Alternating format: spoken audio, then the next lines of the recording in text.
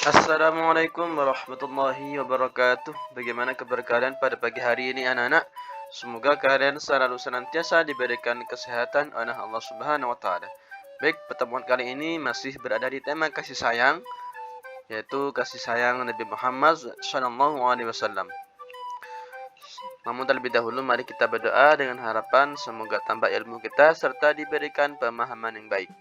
Bismillahirrahmanirrahim.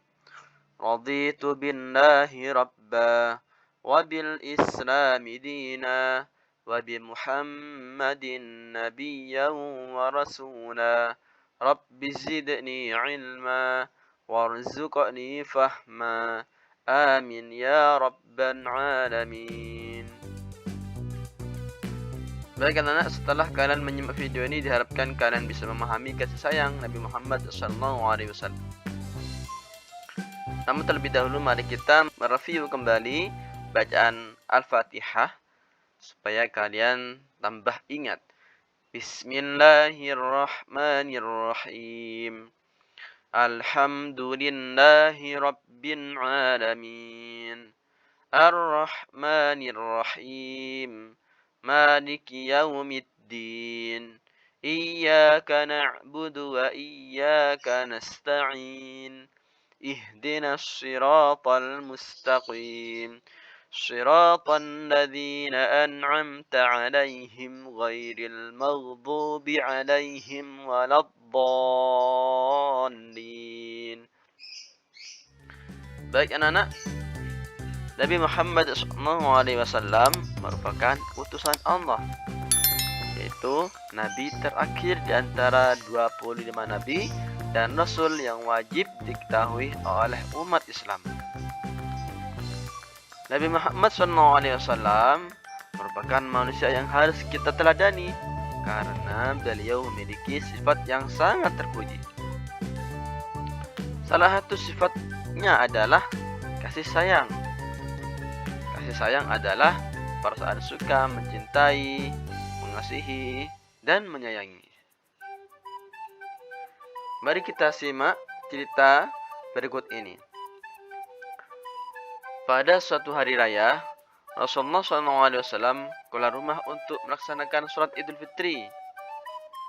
Sementara anak-anak kecil tengah bermain yang gembira di jalanan, tampak seorang anak kecil duduk menjauh berseberangan dengan mereka. Dengan pakaian yang sangat sederhana dan tampak murung, ia menangis terseduh. Melihat fenomena ini, Rasulullah SAW segera menghampiri anak tersebut. Nak, mengapa kau menangis? Kau tidak bermain bersama mereka? Rasulullah membuka percakapan. Anak kecil yang tidak mengenali bahwa orang dewasa di hadapannya adalah Rasulullah menjawab, "Paman, ayahku telah wafat." Ia mengikuti Rasulullah dalam menghadapi musuh di sebuah pertempuran, tetapi ia gugur dalam medan perang tersebut. Rasulullah SAW terus mengikuti cerita anak yang burung tersebut sambil meraba kemana ujung cerita. Nabi mendengarkan dengan seksama rangkaian peristiwa dan nasib malang yang menimpa anak tersebut. Ibuku menikah lagi. Ia memakan warisanku, peninggalan ayah, sedangkan suaminya mengusirku dari rumahku sendiri.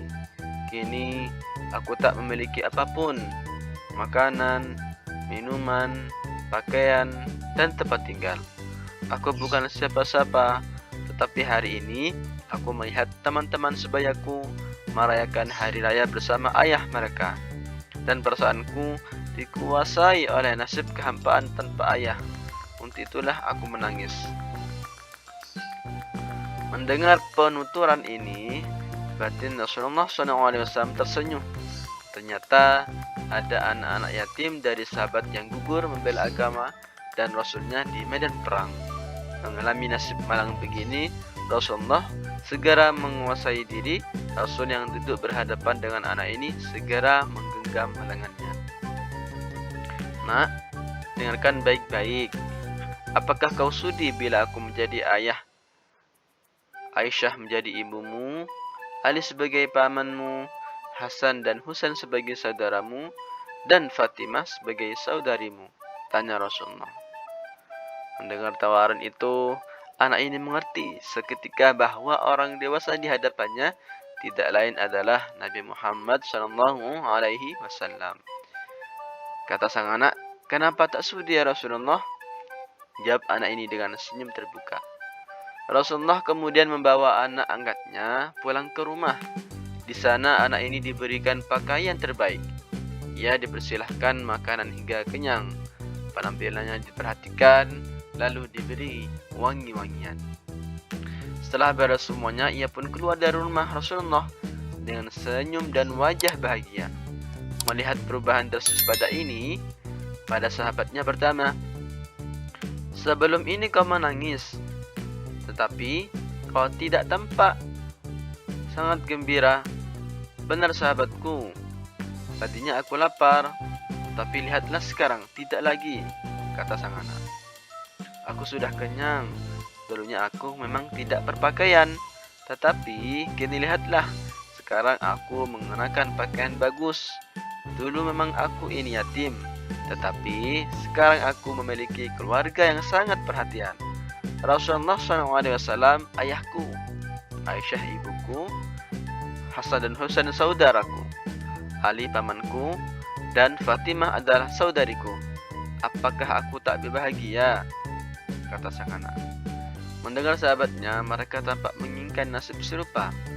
"Aduh, cobalah ayah kita juga gugur pada peperangan itu, sehingga kita juga diangkat sebagai anak Rasulullah SAW."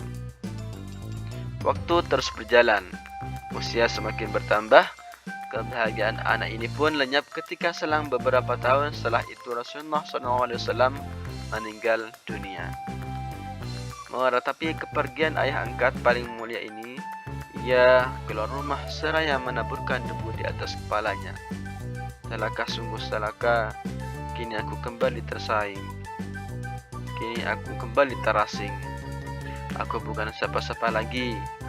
Aku kini menjadi yatim, sepi," katanya anak terdesak. Sayyidina Abu Bakar As-Siddiq yang menyaksikan anak ini segera memeluknya. Sayyidina Abu Bakar kemudian mengambil alih pengasuhnya. Itulah tadi anak-anak kisah dari seorang anak kecil yang ditinggal mati oleh ayahnya dan ditinggal oleh ibunya. Itu bentuk merupakan salah satu kasih sayang Nabi Muhammad SAW terhadap umatnya. Rasulullah tidak hanya menyayangi anak tersebut, tapi Rasulullah juga menyayangi semua keluarganya, anak-anaknya, kemudian anak yatim, umat muslim, semuanya yang berada di muka bumi ini, bahkan terhadap orang yang memusuhinya sekalipun. Rasulullah tidak pernah dendam pada mereka. Kita sebagai umatnya semoga bisa mengambil teladan dari Nabi Muhammad SAW.